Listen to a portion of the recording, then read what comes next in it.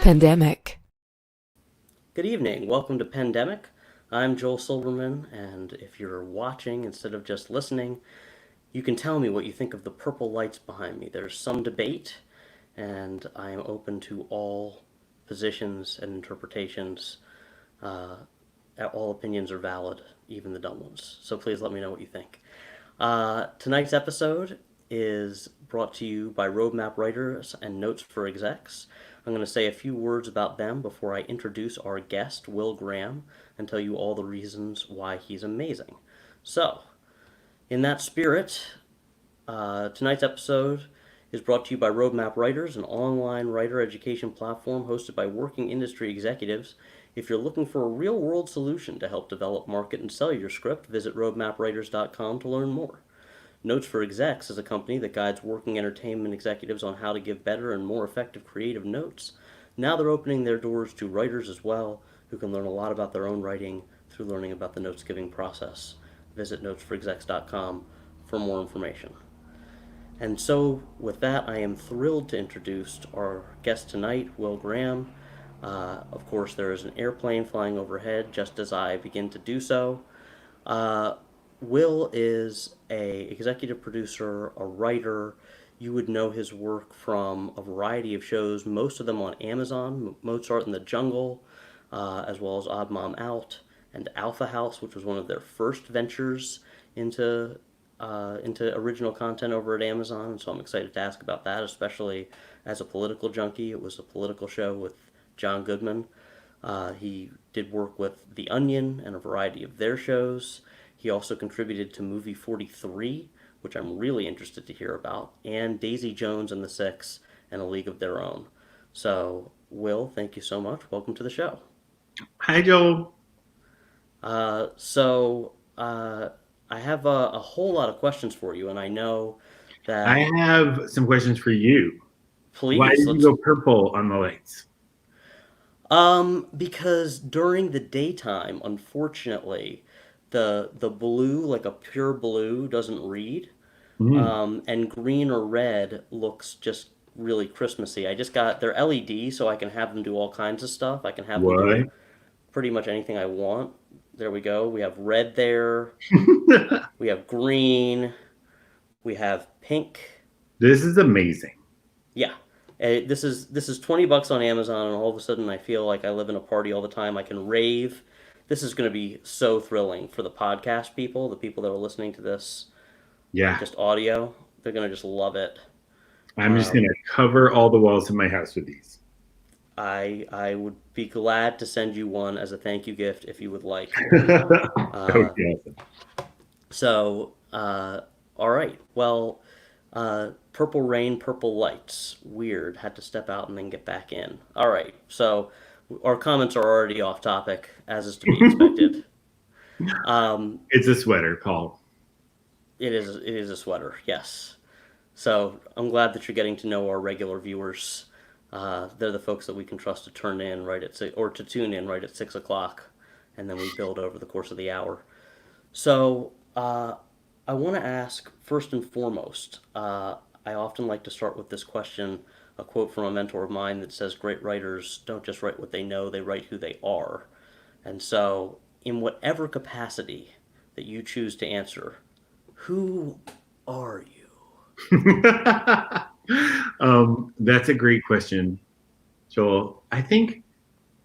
When it comes to writing, it's true that like you always are writing about something different, and then you kind of find yourself always coming back to like the same themes, or like some part of you reveals itself. But I think one of the things that I've learned about myself as a writer is like I don't love to I'm not always drawn to like writing what I know. Like for example, with Daisy Jones or with Mozart in the Jungle, part of the appeal was like I didn't know everything about classical music, and it was a chance to like dive into that world and do so much research and develop a love for it, and also just like get to hang out with all of these incredible composers and musicians and everything.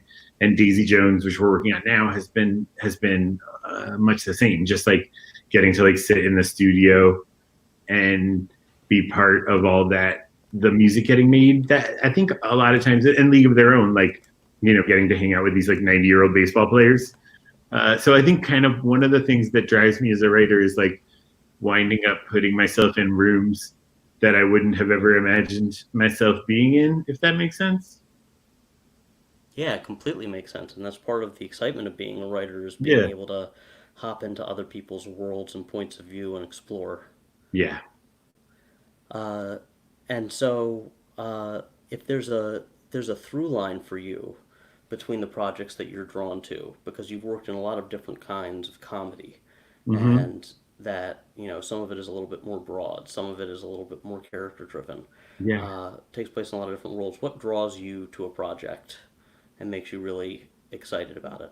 I think that's like one of the like hardest things about being a writer is like you spend like so much time like trying to get to the point where you have opportunities, and then once you do, you kind of really quickly have to like become good at understanding what's important to you, Hmm. um, and why you care about something.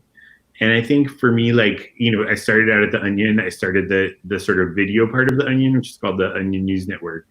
And I didn't and realize that you so, started that. That is one of my favorite things that has ever existed. oh I love really? more. Oh my God.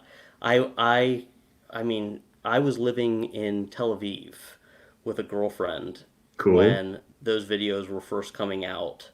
Uh, and I was just obsessed with these videos, and she would get some of them, and some of them were like a little bit too American in their sensibility. Um, but like Today Now and Yes, like Today Now, I don't know whatever happened to the guy that was the anchor of Today Now, but that Brad guy, Holbrook. Yeah, he he's kills. incredibly talented. Yeah. And he was a real morning show host. He'd been like a local news morning show host in New York. Uh, and he just had this like perfect cadence where he Yes. like could say anything, like any joke we could write. He just delivered it as if it was like the most normal thing in the world. Those were like some of the most fun segments to do. But anyway, I mean, I started out there, and they like made the mistake of hiring me when I basically hadn't really done anything. And the idea was sort of just like, what if we did some web videos? But like the great thing that, I mean, there's so many things that I took away from that. And a huge one was just like working with some of the most talented comedy writers, but was like really wanting to make things that were about something. Hmm. It's like you write like 1,000 headlines every week, and you learn to see the ones that like don't just work it as a joke, but also like hit a target, Yeah. and hit the target like the right way. And that's not to say, I mean, the Onion also does some like super goofy um, stuff. There was like a really one of the early jokes that we did that was like Ninja Parade slips through town unnoticed, which was Megan Gans. Um, but I think it kind of gave me like a sense of just wanting to use story and humor to talk about things that I thought were important, and not just in a sort of pedantic or heavy-handed way. Like one of the big principles of the Onion was like make people laugh first, and then Okay. kind of make them think or whatever. So I guess in some way, like you know, I want to make things and I want to write things that are for an audience, and I mostly, I want them to enjoy themselves, but I also want to take them someplace they haven't been before. That's part of the appeal of doing League of Their Own, was like it was this great, it's an incredible movie, a movie that I grew up on, and I think I like as a gay man kind of knew that there was some gay subtext in the movie as a kid and sort of gravitated to it. But it's this huge untold gay story, um, and it was appealing to kind of come back to it just to give people a look at that history, which I don't think they've ever really seen before. Well, to the degree that you can talk about prior to the show coming out, which I realize is a little bit of a ways down the road at this point because of Yeah. Corona and all that, but what is? Can you talk a little bit about what the untold gay story is there? Well, actually, there's a documentary that just came out on Netflix called A Secret Love Hmm. um, that is great. It's so that sort of charts this relationship, but in some ways, I guess it's not a surprise. It's like you know, like there were gay people among the softball players, like not a huge shock. But we spoke to a couple of players, and we got like some of them we've become really close with, and they're all in their 90s, Wow. and you know, uh, and I think like for me, without kind of betraying any confidences or anything, what was amazing about the story was like many of them aren't out of the closet, and not all of them are gay, but like was most of gay history, the stories you learn are just like someone gets hit in the head with a brick, people get killed, people commit suicide. You know, it's an incredible amount of tragedy. In talking to some of these women, they were just like, "Oh, it was a party," because they had each other and they found each other, and they found ways to do what they loved, and you know, they built lives, which has been a struggle for gay people to do for throughout history.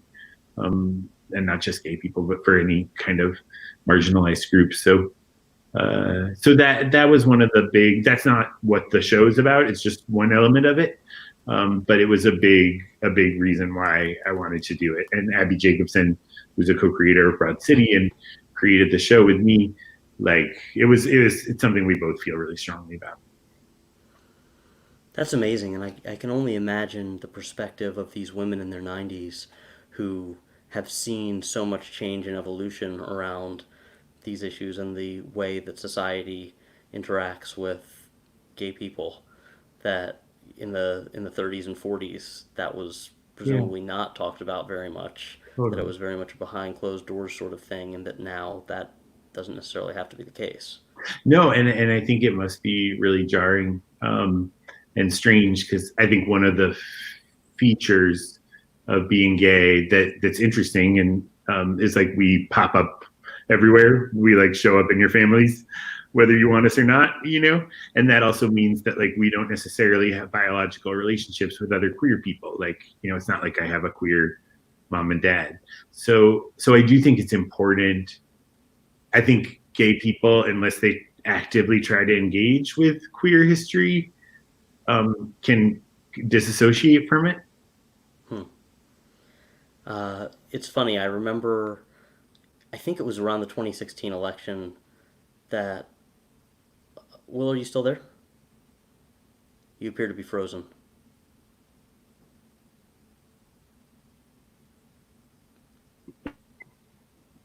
Is Will frozen for you, Tasha, and everybody else? Up. Oh, I just saw a hand wave. Hi, Will, are you here? I'm here. Can you hear me?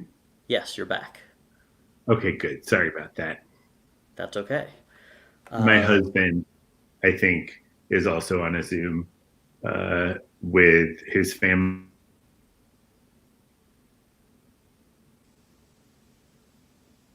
oh. Seem to have lost Will. We'll fix it in post.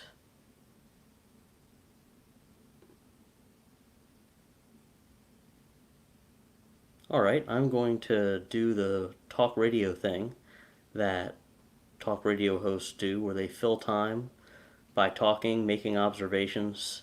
I think that we've all had to deal with these Zoom and digital interruptions while Will circles his way back. Uh, if anybody has any questions for me that I can answer solo while we're waiting for Will's return, let me know. Uh, and yeah, Hi, Joel. I hear your voice. That's Your face is frozen, good. but your That's a voice good is first clear. step. Here, why don't I try walking closer to our internet router and I'll see if that helps. Cool. This way we get to see a little tour around your house. It's Yeah, beautiful. you can meet my husband. Cool. Hi. I'm getting closer to the router. This is Jerome asked, Joel, have you gotten compliments on your haircut? Uh, I have gotten a range of reactions to my haircut, especially within my own family. I certainly do look at some of the previous videos and go, oh wow, I remember that. I had hair then. But Guys, this it's is growing our back, puppy. so. Aw, and we've got a puppy joining the cast as well.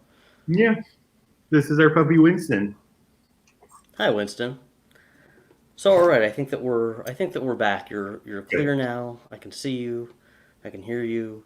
Uh, what I was going to say before the little technical disruption is that uh, I remember during I think the 2016 election, a friend of mine who's gay and frankly just not the most feet on the ground kind of person um, was saying that he doesn't want anything to do with politics. That just because I'm gay doesn't mean that I have to be involved in politics in any way, which is totally fair. It's absolutely Mhm. true that he doesn't. But then somebody else who is a little bit older, who's a friend of mine who's gay and in his 60s, got on the thread and just like tore this very young guy a new one. He was like, "Let me tell you something. You have the privilege now of not thinking of yourself as being in a political context. Yeah, I went through the 80s. Let me tell you about the 80s." And there was really no consciousness on the part of this young person of what that experience had meant to men of that generation. yeah, And what you say about that story, those stories not necessarily being passed down within families as other marginalized groups' histories are, I think is really crucial. And that media can fill that role to a certain degree. yeah. Well, I mean, I guess all of culture or a lot of culture in some ways or cultural transmission kind of comes down to storytelling. And I Mm-hmm. think I think it's also personal for me, just in the sense of like, I mean, I was in high school in the late '90s, and it was sort of like the time when like like before I came out, I was like the head of the Gay Straight Society at my high school, which was like it was called GASP, which stands for Gay and Gasp. Straight People. Oh, I like that. Okay, I was trying to run it through in my head really quickly, and I Yeah, didn't get there in time. yeah. And so I was bad at being in the closet, is what I'm telling you. But there's this sort of sense at that time, like, oh, you know, because this being talked about more, because like now that it had somehow made like gay culture up until that point irrelevant, Hmm. um, or that like, oh, now we can just be like everyone else.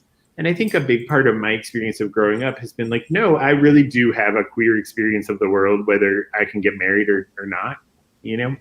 Right. Um, and a big part of that for me has just been learning gay history, getting to know gay people of other generations, and writing has been like an incredible way to do that and a way to kind of interact with those stories. I'm also working on a movie right now that's about a gay soldier in Vietnam, Oh, wow. and it's just an incredible reason to get to talk to those people So and that's learn from based their. on a true story too. That's a real person that you're writing it off of. Yeah, it's a person. It's sort of an amalgamation of a couple of different stories because again, a lot of the people that I've spoken to aren't necessarily out and don't necessarily want to talk publicly about their all of their experiences.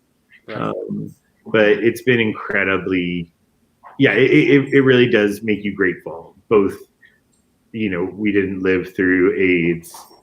We didn't, I don't live in a time or a space where gay men are being chemically castrated. But the rights that we have are built on the shoulders of those people. Of Um, course. and I think it's important to know about them. And yeah, I think like I never come to making anything through a perspective of like wanting to teach people, but like I do think it's important to give people those experiences. Sorry, guys, my dogs are fighting with each other. That's all right. It adds character to the cast. Good.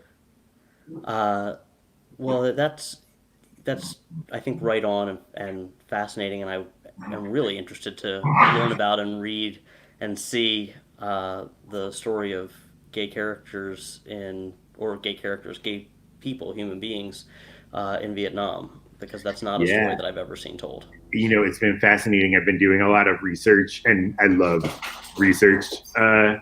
Like, if I wasn't doing this, I would be doing history. So I like going through old documents, and I like things that are old in general. But I've been doing a lot of really interesting research on these gay bars in Saigon during Really? the war that catered mostly to gay men who were in the military or were sort of otherwise affiliated with the war effort. And it's been totally fascinating to learn about, and tons of contradictions, not the stories you expect to hear. Wow, that's really interesting.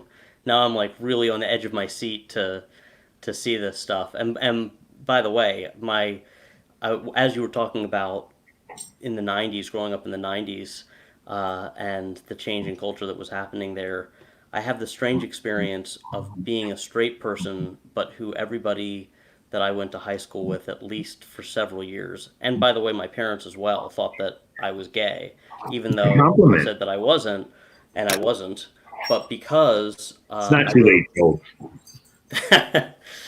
it might be, but I wrote a play when I was in high school about a guy with a gay friend and his parents thinking that they were gay, and it was meant to be like an educational thing, and it was the first play I ever wrote, and we performed it, but like everybody thought that that was my coming out. And so like I got cornered in the hall, and the guy's like, "I'm gonna beat you up for being gay," and I just literally, because this is my reaction to any kind of threat, I guess, is that I laughed, and I was like, "All right, like, like it's a farce, but you know, if Yeah. and then I think he was so shocked by my reaction that he didn't do anything. It was like, wait, what? You're like, I was just laughing hysterically.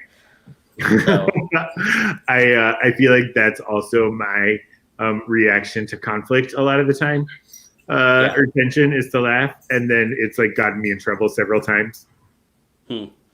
Yeah, I In like a conversation with a network or something, where someone will say something that I think is a little crazy, and I'll laugh and I'll be like, "Ah, should have kept that in my head." yeah. Well, I think that that's actually a little bit getting to the heart of what it means to be a comedy-oriented and funny person. Is that a lot of times we immediately go to the reason why something that is otherwise potentially dramatic or even dangerous and go, why is this funny? Oh, here's why it's funny. This is the reason. This is actually hilarious. Yeah, it's always fun. Oh, hi, Winston. To when you come up with that joke that you're like not quite sure if you can get away with. Mm-hmm.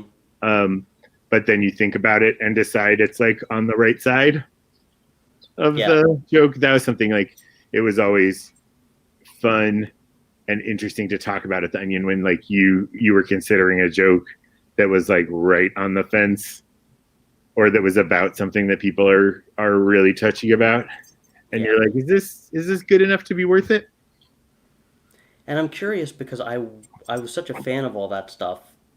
Onion has scaled way back on their video, and I realize you haven't Yeah, been there for quite a while. I think Do it you, was do you this know what that's period about? of time. So I still have a lot of friends at the Onion, and I really love it. I think it was this weird period of time where like everyone was like, web videos is the future. Like that's where it's all gonna be. Like before everyone realized that there was like no real business model Right. for it, or they could support things at that high of a production level. So we were putting a lot of, like compared to the budgets for Amazon shows, like minuscule, like probably the average cost per episode of an Onion video was, $3,000 or $5,000. Right. Uh, but still, real. And I think at some point people just realized that the ad supported model, that it wasn't quite there for things that really, it's why I think you see a lot more like interview things in web video or those kinds of things, because those are sort of producible. But Onion jokes are so absurd that they kind of inherently create a different reality. Right. You And I can't think pull real footage. You can't do a Daily Show, basically. right. Well, the what I've seen now is that you can either do the Daily Show type model that or what the Onion was doing and make it part of a show that you're then selling to a Netflix, a Hulu, a whoever who has some paid subscriber base, or you can do something that's really cheap like this, like Pandemic, Yeah. and do that. But anything in between gets doesn't have a whole lot of way to make money. Yes. I think Yeah. that's right. But again, like part of what's interesting about working in this industry now is like the business model of everything is rapidly changing, like Yes. year over year. Uh, Yes. and the way things are getting made is rapidly changing. And it's kind of like, stay tuned. Like the one thing we know is that our industry is going to look completely different in 5 or 10 years than it does now. And Mm-hmm. that's going to affect the way that we make things. Yes. And we don't really know how yet. Yeah. And also, there's a pandemic. I had noticed that. Yeah. And I see Tasha's commenting, "Oh, Joel has thoughts on this," because Tasha knows that my favorite thing, and I don't know if the audience is into it, but certainly my favorite thing to talk about and ruminate on is what the changes in the industry are going to be, Mm-hmm. and where we're going to be in 5 years, and how we're going to make stuff. Because I am pretty much convinced that we're going to be moving in the model like TV's going to look like film did in the 90s, that Mm-hmm. the cost of production has come down enough in terms of what you can do, even though crews are very competitive and that raises costs and all that, that we'll be able to do what we're the equivalent of what independent movies were in the 90s, we'll be able to do with TV. And then there are enough distributors that somebody will buy it because they all need stuff. And Yeah. they don't have the bandwidth to make the amount of content that they need in a top down way. Um, so that's super interesting. I'll start by saying, like, I don't know um, what's going to happen. But my experience of like Amazon at the start, and sorry, there's a helicopter that's flying overhead, was like, it was, it felt like that. Right. Like, it felt like Amazon and Netflix at the start, they needed to make content that would put them on the map and get them taken seriously. And at Mm-hmm. the beginning, that was more important than ratings or viewership. And I still think quality is the driving force, especially at Amazon. And it's part of why I love working there and why my company is set up there and everything. But there was this moment with like Transparent and Mozart in the Jungle that, like, you know, when we were making Mozart in the Jungle, I was kind of like, guys, this is Winston. Hey, Uh, Winston. I was like, you know, I think we were all a little bit like, and I remember Gael saying to me at one point, just like, can you believe that they're letting us make this show? Mm-hmm. It's like a show about classical music. It's like a show about a thing that already, the like defining feature of it is like it doesn't have an audience. Um, and so I think what I've seen in the last couple of years is almost right now that TV feels a little more like movies in the early 2000s. Mm-hmm. Things are becoming a little more franchise based. It was like the time when like movies really went global. And I Yeah. think that's like the big, not that the story of like the last 2 years, 3 years in TV that like isn't talked about necessarily as much as it should be is like it's now a global industry. Mm-hmm. Like you would never have gone to, I can't remember where I was, somewhere. I was in Morocco and I saw like an ad for a show that I was working on. And I was just like, what? That would never have happened 5 years ago.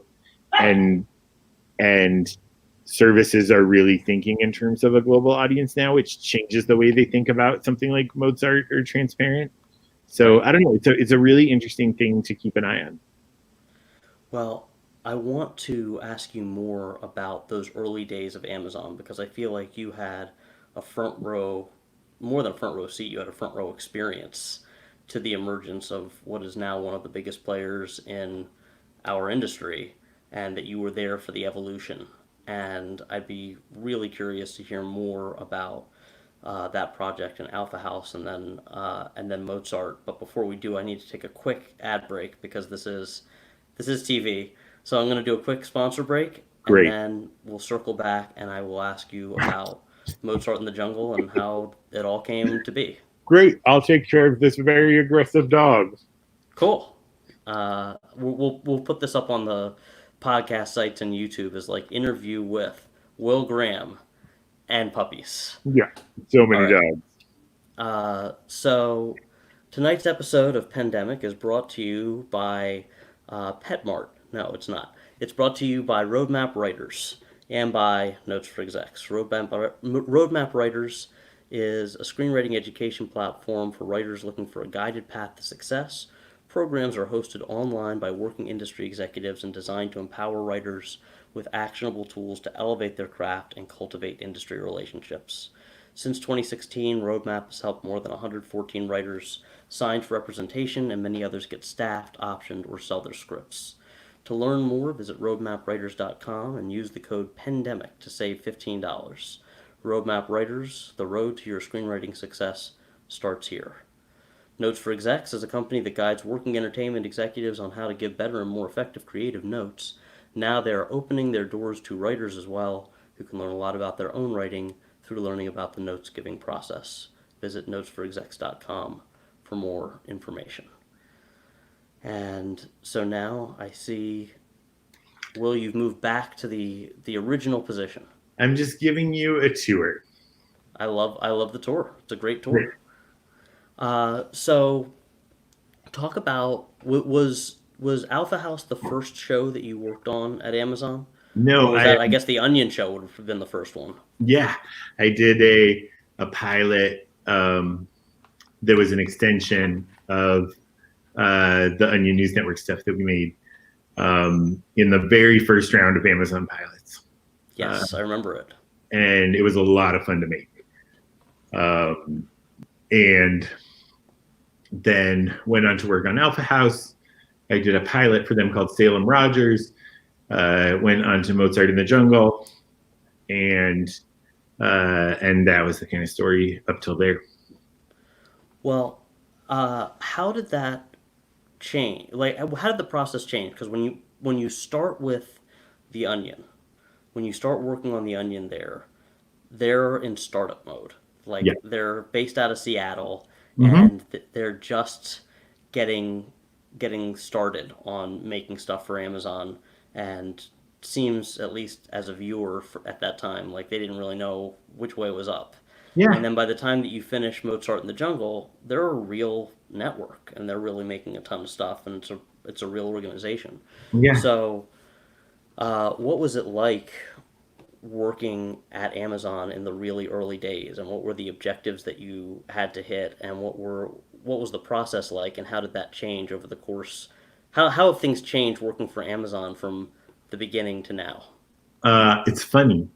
I actually haven't thought about this in a long time, but yeah, it's very different now. And I will say, like, both experiences were like wonderful.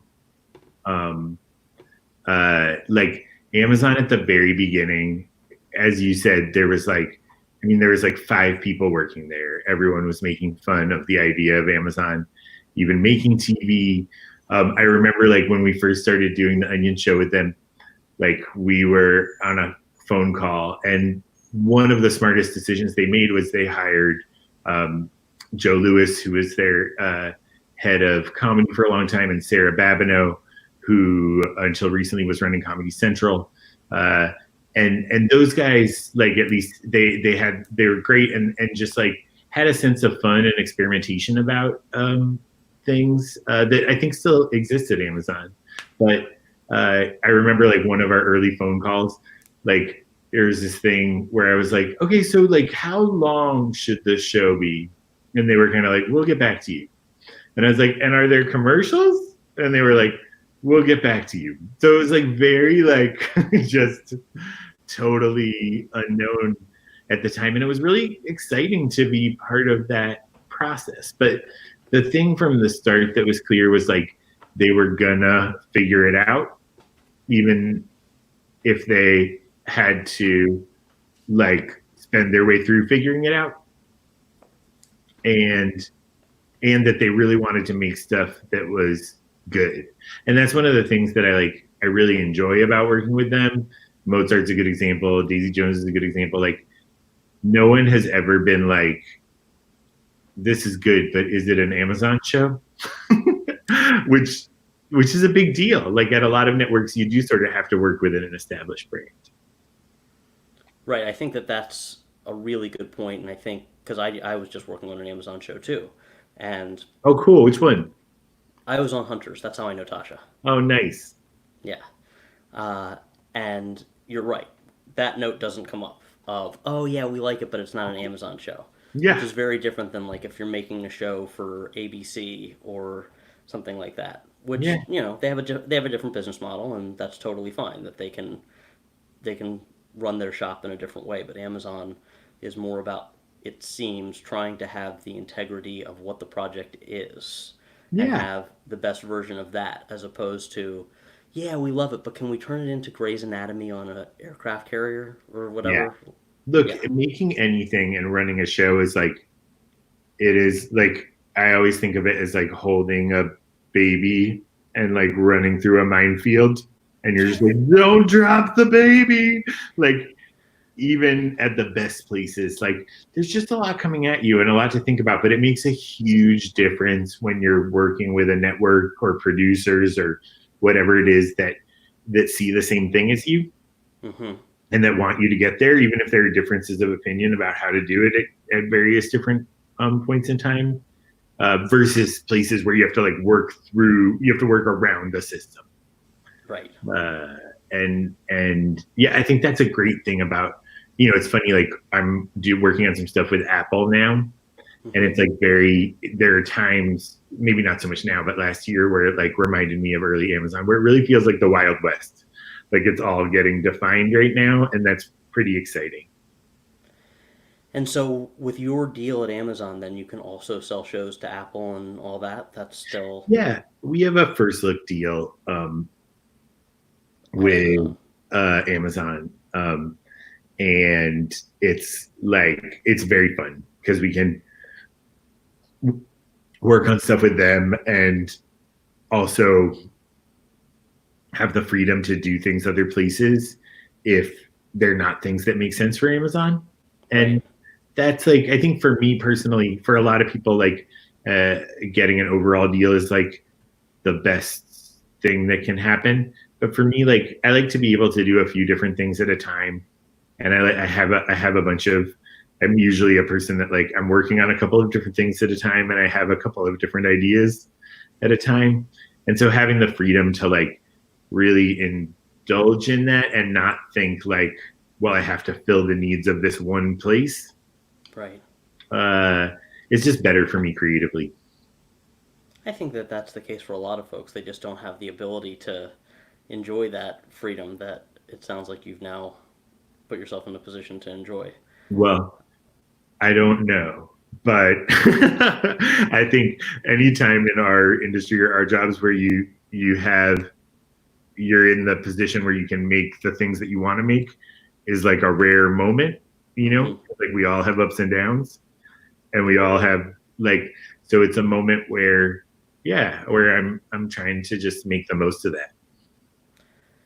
And kind of in that spirit, I'm curious. Like you did get to, I guess, to a certain degree, live the dream of being on a show that lasts for a long time, that gets 4 seasons, that gets 40 episodes, which is so Yeah. much now with Mozart, and to do it with something that is not, you know, people solving crimes. It's not something that you've seen a zillion times. It's something that's genuinely different than most things that are on TV. And so I would love to get a little bit of a view into that writing room and what were the things that you felt like you were really trying to hit? What did you feel were the goals of that show? Hmm. And and and did you hit them? And what were the things of yourself within yourself that it resonated with the most? um that's a really interesting question.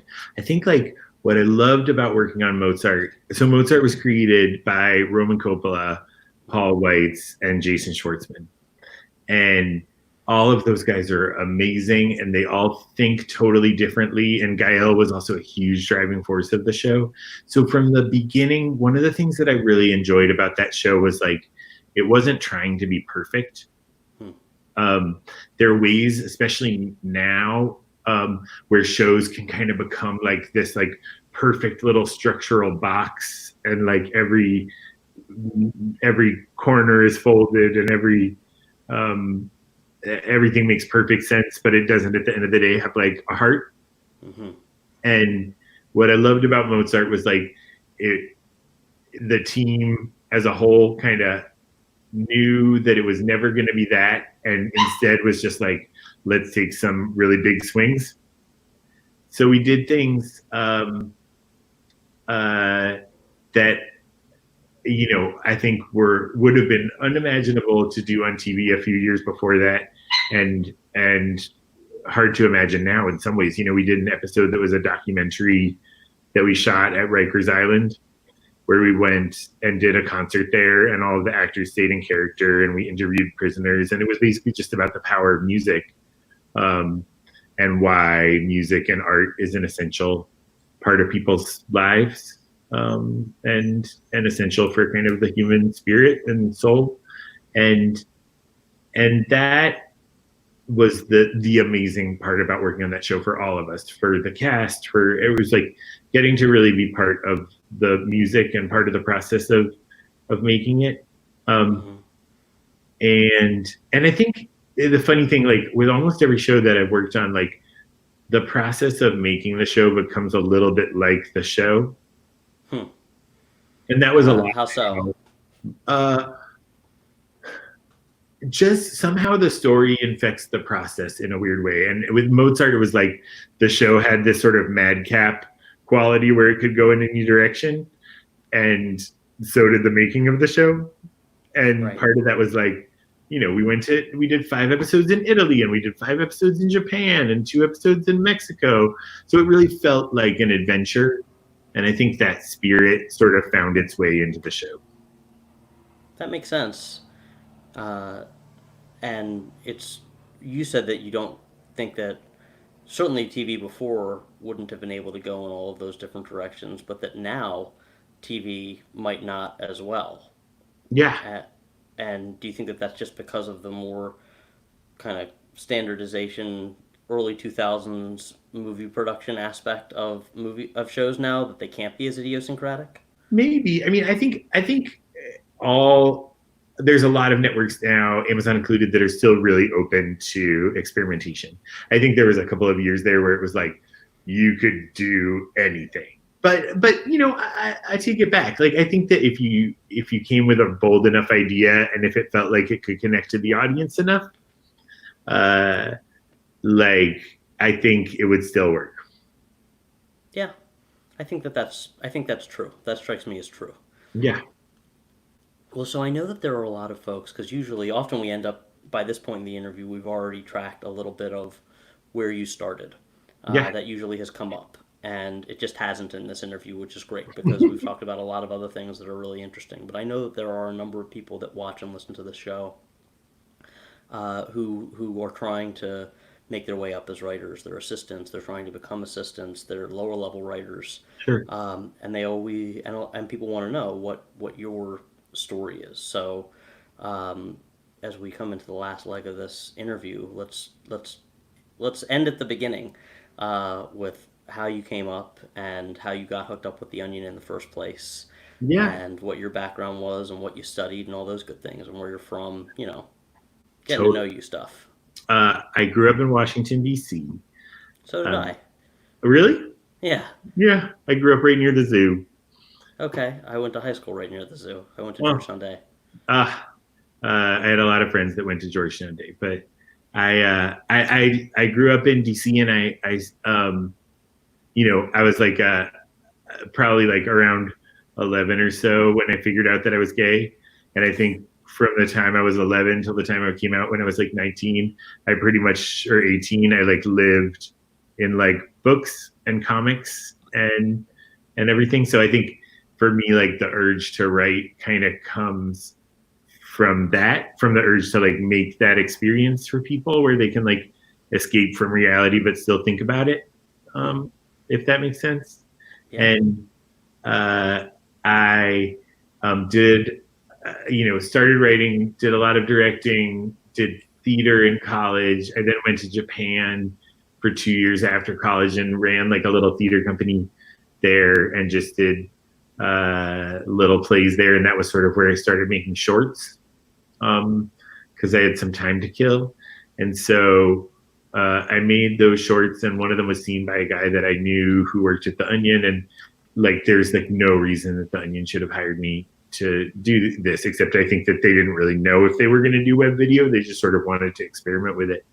And so it was just luck. But like I think what I took away from it in terms of coming up is like a lot of times, and sort of the more old school version of it is like, how do I get an agent? How do I get reps? How do I do this? And that can really be valuable. But like to me, I think what proved to be the most valuable was just like making things and getting lost in the process and trying to become better. You know, there's being a writer, being a director is like so, and a producer is so humbling. Like just because you've been good at it once doesn't mean you're ever going to be good at it again. So I think like really having the chance to make a lot was the huge benefit of that experience. And I was lucky also in that, you know, I had a couple of years at the Onion when we were doing stuff, and then I went on to do a TV show with them on IFC that ran for 2 seasons, I think. That like, so I got to start show running at a pretty young age, which was incredible, and I got to learn by like making every mistake possible, which is like that's the most vital thing. Was like even when we were doing the web video at the Onion, just getting to like make so much that I just got to not be too precious and learn from being an idiot and having some things not work, but not having it be that big of a deal. And yeah, so that brought me into TV, and I think it was an unusual path, but the helpful part of it for me was just like kind of no matter where I've been and what I've been doing, just sort of like always be making something. Mm-hmm. Yeah, and I think that's something that comes up a lot. For one, that everybody's path is different. I always say that everybody's path is different, but the formula is the same, which is generally a great or very good piece of material gets into the hands of somebody who has the ability to hire you and the Yeah. will to do so. Uh, and then something else that comes up a lot is that iterative process of just doing it over and over and over again. Yeah. Uh, that that creates that piece that's good enough to get you hired in the first place. Yeah. And so it sounds like you were doing a lot of that on your own, and Yes. then knew some folks at the Onion who said, "Well, we are figuring our own stuff out. You're figuring your stuff out. Yeah. Why don't you figure your stuff out with us?" Yeah. And then that kind of ends up in a way. It sounds like being your film school. Yeah. It Like you went to the totally. Academy of Onion. The Yes. Academy of It Onion. was great because it was a place where like a lot of things were discarded for being pretty good, like Mm-hmm. jokes that everyone's like, that's pretty good. Like, let's not do that. Um, and really looking for the things that were great, which is like a great a thing to kind of get to just sort of have be your like petri dish when you're coming up. Um, Are there any examples that come to mind? And it's totally fine if not, but are there any examples that come immediately to mind of an idea that's good versus an idea that's great? I think it's not about ideas, Or at least when it comes to okay. scripts. Oh, you mean for the Onion, or For the for? Onion, or for that, yeah. No, I don't mean in terms of an idea for a script. You can have the dumbest idea in the world and execute it really well. Yeah. I always say it's not the first idea that's the most important. It's the second through 1,000th that Yes. makes a script You're good. right. At the Onion, there was sort of a famous idea that always got talked about and always got close to getting in, but never made it, which was spork used as knife. Was Okay. the headline, and it was like always on the board and talked about. And I think it was another Megan Gans joke, and talked about it in this American Life episode. For me, with other stuff, like one experience that I have now, just sort of like doing my own stuff, but also producing, is like reading a lot of scripts. Yeah. And the biggest thing I notice is like, and that I've had to learn myself, is just like going back for the 6th through 20th draft. Mm-hmm. It takes it from being a B plus to an A minus or an A. Yeah. At the end of the day, there's a lot of scripts out there that are B pluses, Right. and there's not as many. There's very few that are A minuses and A's, and I think that really is just about determination and willingness to be self-critical and say like, yeah, it's good and it's working, but it's not as good as it could be. Yeah. Um, I think that it's something that's hard no matter what. And I think also it's important to be able to isolate the things that are working from the things that aren't. To say, Yeah, okay, I don't need to throw out the baby with the bathwater here. I don't need to throw out the things that are getting this to B plus. I can hold those things in place yeah, and change this thing and this thing and this thing to make it better, but not necessarily or throw out the whole thing and rewrite everything from page one over and over and over again. totally. Yeah, I mean, I have a rule for myself when I work on first drafts, which is like, there's no going back. Like I write myself notes that are like, go, and when you go back to the beginning, do this or whatever, but like I won't let myself do it. And then with later drafts, like I won't let myself go back to a blank page. Got it. um, just yeah, as a way of keeping yourself sane, I guess. And when you say that you won't go back to something that you've written, but you write yourself a note about when you go back to it, you're saying, I can't go back to this page until Yes, I've written the whole script? I love beginnings. And if you put me in an unstructured environment, I would just write Act One over and over again, um, and and never get to Act Three. So I just make a rule for myself that's literally like I can't. You're just the normal thing of you're in the middle of a script and you're like, oh, this earlier thing should really be this, or whatever. Like I just don't let myself do it until I finish the rough draft. That's smart. It's really helpful for me anyway, for my personality, but also just realizing that like a rough draft is like you just have to finish it as quickly as possible because it's never going to be the real thing. Right. That is one of the single best, just pure pieces of writing advice that I think I've heard on the show.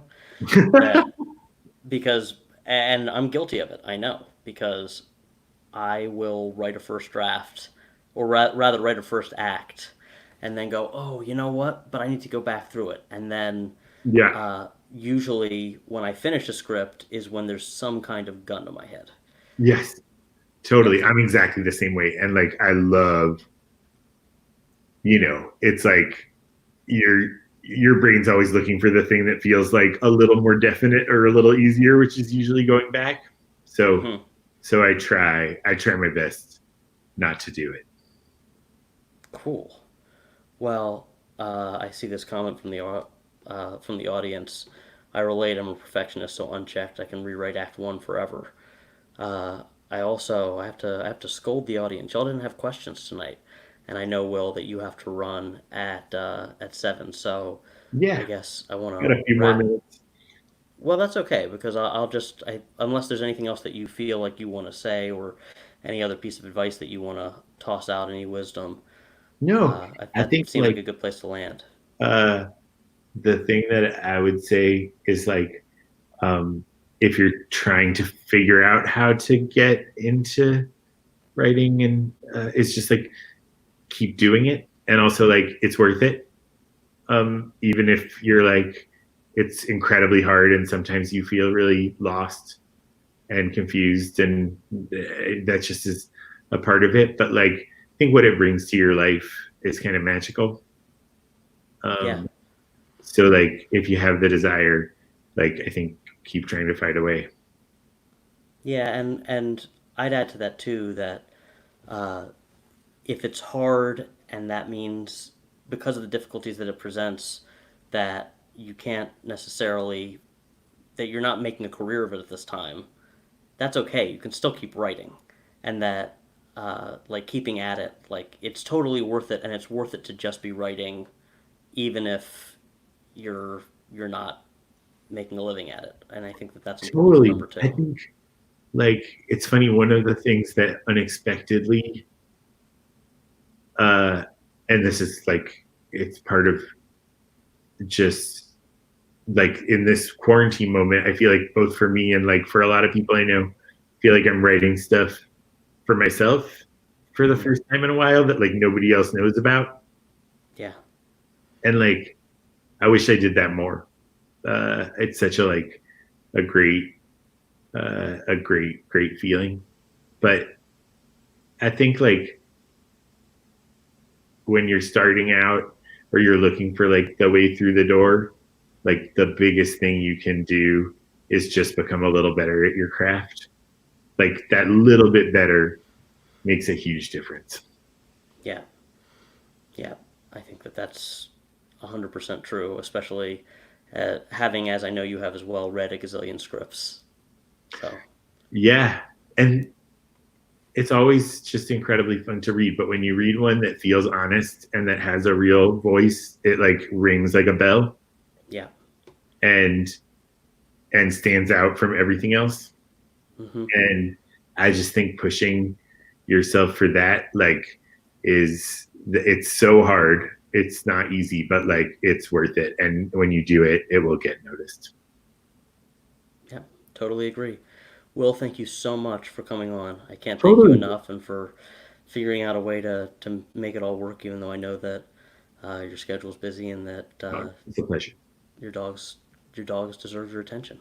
My dogs are really demanding. I'm sorry for all of the dog interruptions. They are adorable. Oh, So thank you so much. thanks And a lot. I know that you need to run. I'm going to just say a few quick words from the sponsor, but you don't need to stay on for that. So, All right. all Bye, right. guys. Good Bye. night. That was the one and only Will Graham, and you can check out his work on Amazon. And should definitely, I can't wait to see these projects that he's talked about when they come out. I want to talk a little bit about our guests Friday night, but first I'm going to say a few last words from our sponsor, especially when we have a shorter episode like this. It ends up feeling a little bit more sponsory, but such is life, and they're great folks to be in business with. Roadmap Writers is an online education platform hosted by working industry executives. If you're looking for a real world solution to help develop, market, and sell your script, visit roadmapwriters.com to learn more. Notes for Execs is a company that guides working entertainment executives on how to give better and more effective notes. They're now opening the doors to writers as well, who can learn a lot about their own writing through the notes giving process. So go to notesforexecs.com and sign up for one of their workshops. Our guests on Friday night are Benji Samet and Dan Hernandez. These are guys that I actually know from college and have seen them struggle for a long time and then finally find their place in the industry, and then over the course of the last few years just rocket up their work. You would know from the Pokemon Detective Pikachu movie that came out last year. They've also written on The Tick, One Day at a Time, Super Fun Night, and 1600 Pen, among many other things. They're also very funny guys. So it's going to be one of those episodes where I think you'll learn about writing, but at the very least, I'm confident that you'll be entertained. I was on set for a short that they shot a few years ago called Old People Eating Eggs in 3D, which you should definitely look up on YouTube because I guarantee there's nothing else like it. So thanks very much for tuning in, and I will see you on Friday at 6 p.m. Have a good night.